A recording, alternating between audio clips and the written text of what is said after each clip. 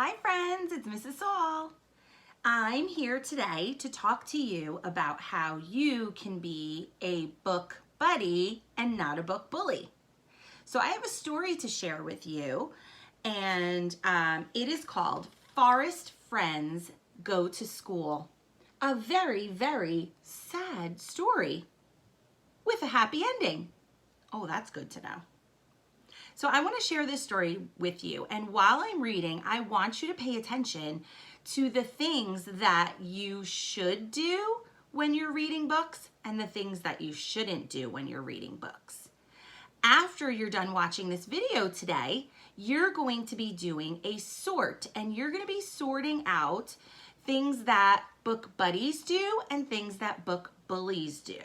Okay, so make sure you're paying good attention. Here we go.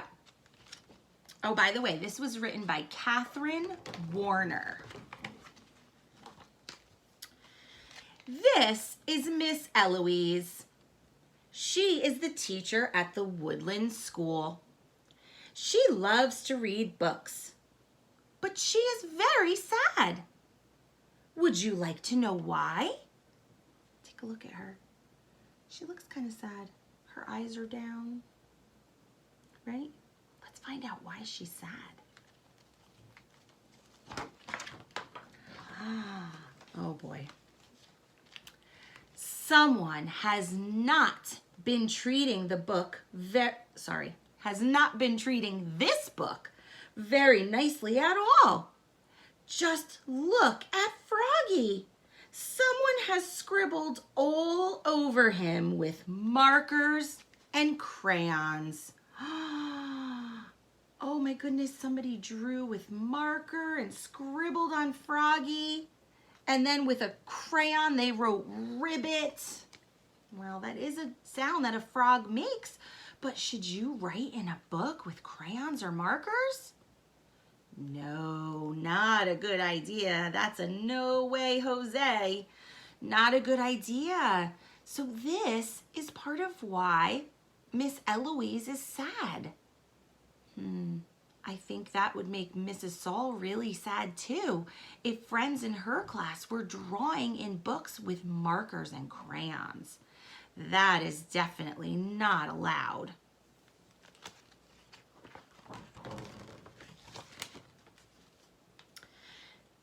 Oh no, look at Mr. Snail.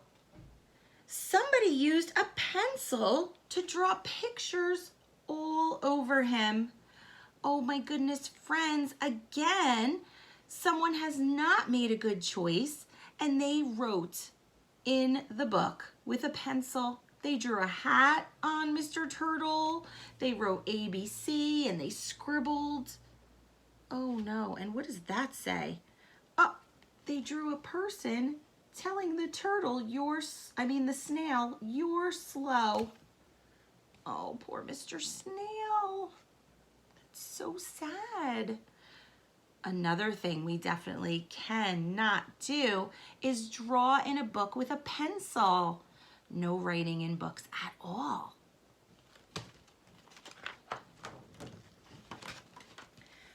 Oh, wait a minute.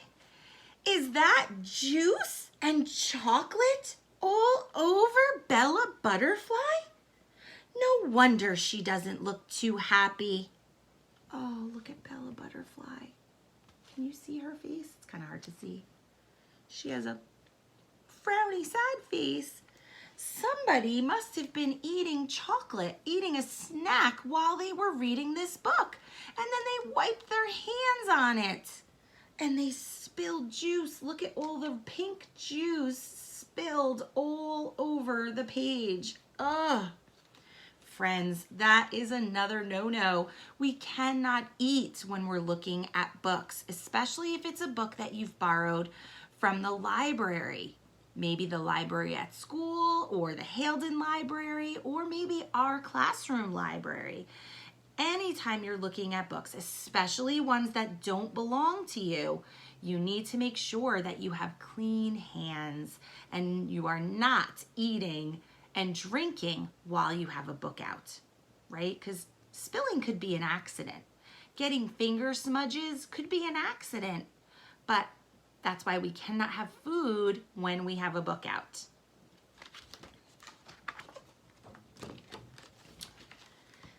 Ugh.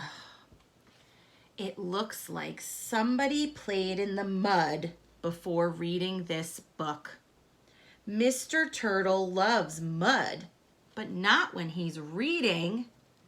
Oh, again, if you've been outside playing, maybe you were playing in the sand, maybe you were playing in the mud, maybe you were just playing with something that was a little dirty. You need to make sure that you have clean hands, you wash them before you read a book. So, no dirty hands.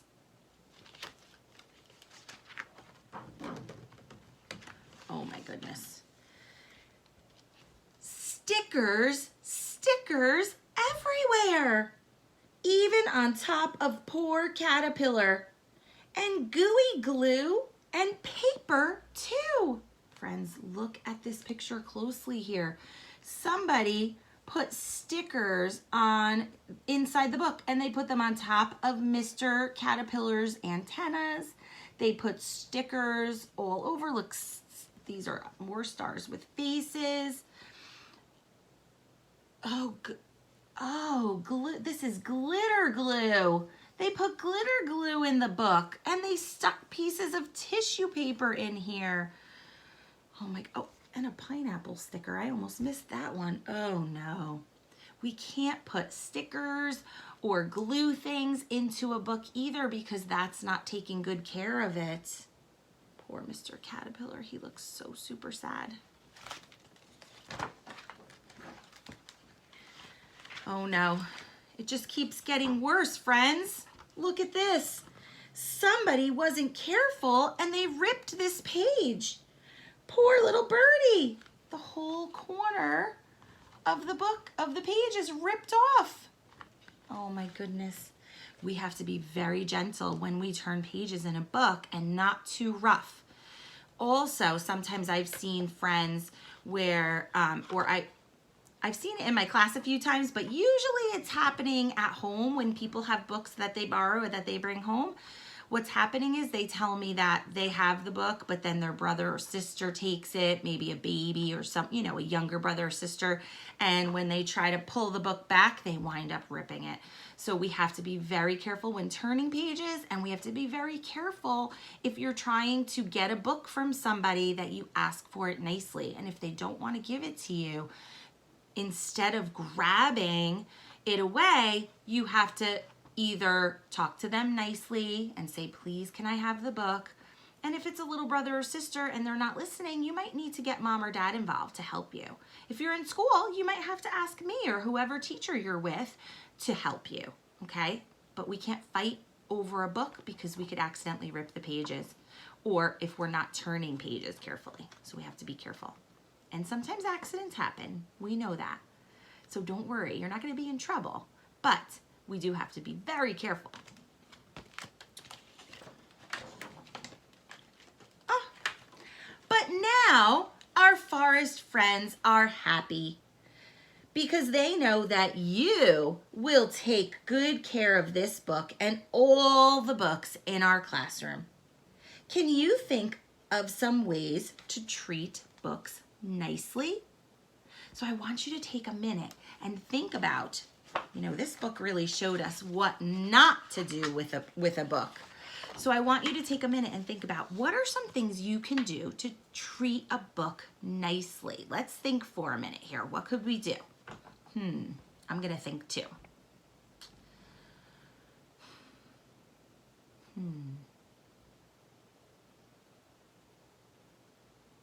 Okay. Well, I remember on the first couple of pages that someone was drawing in the book with markers and crayons and a pencil. So I think one thing you can do to treat a book nicely is not write in it or draw pictures in it. Then I remember that somebody was eating and they wiped their chocolatey fingers and they spilled juice. So another thing you can do to treat a book nicely is not eat or drink when you have your book out in front of you. Okay, don't leave your book on the kitchen table where someone might spill. Make sure that you keep it in a safe place. And if you're reading, make sure there's nothing around that could accidentally spill onto it. Something else, let's see. Oh, I remember that someone had dirty fingers. They had been playing in the mud. So you have to make sure you wash your hands before you're reading a book so you don't make smudges inside. Let's see what else. Oh, yes, I remember we should never put stickers or glue or paper. We don't want to glue things or stick things into a book. So not doing that is a good idea. What else? Oh, I remember. We want to make sure we turn pages carefully and we don't grab the book away from somebody because that could accidentally rip a page or rip the cover, okay? Another thing that the book didn't mention, well, it kind of mentioned, but I wanted to point out is this has happened before. Sometimes friends borrow a book from my classroom or from the library, it's happened, and they have it in their backpack that they're bringing home, and sometimes they put their lunchbox in their backpack and their juice spills inside or their water. And even though water doesn't make pink marks on the book, it does ruin the pages sometimes and they get all bubbly and wrinkly. Even when you let it dry, it kind of has damaged the book. So we do have to be careful if we have our lunchbox in the same bag with our books that our whatever drink we have is closed tight. Okay, sometimes it's a good idea to keep our drinks in an outside pocket of our backpack so it doesn't spill inside our backpack because it could get your folders and everything wet too. Another thing that you can do to be kind to books is use a bookmark. It didn't say that in here, but I have friends before who have borrowed a book and they take the corner of the page. I'm going to show you what I mean. Hold on one second. Here's a book I have. And they take the corner of the page because maybe they're reading and then their mom says, oh, dinner time. So instead of using a bookmark, like, sorry, I'm looking for my bookmark. If I don't have a bookmark sometimes, do you know what Mrs. Saul uses? A little Post-it note. Isn't that a good idea? So instead of using a bookmark to save their page, they bend the corner. That is called dog-earing a page because it almost looks like a little floppy dog ear when you fold over the edge. But when you do that, look, I didn't even push all the way and I now have kind of a dent in my page here. So we don't want to dog ear a page or fold a page to save our spot when we're reading if we need to step away from our book. Instead, what we need to do is use a bookmark or a Post-it note. You can just use a little scrap of paper if you don't have a bookmark. So those are good ideas if you need to save your spot in your book and you don't want to forget where you were reading, okay? Another thing that we need to do is handle books nicely. So here's a book I shared with you the other day. If I'm reading this book, I want to make sure that when I am turning the pages, that I am turning them, excuse me, carefully, okay? You don't want to turn a page like this. Let me show you.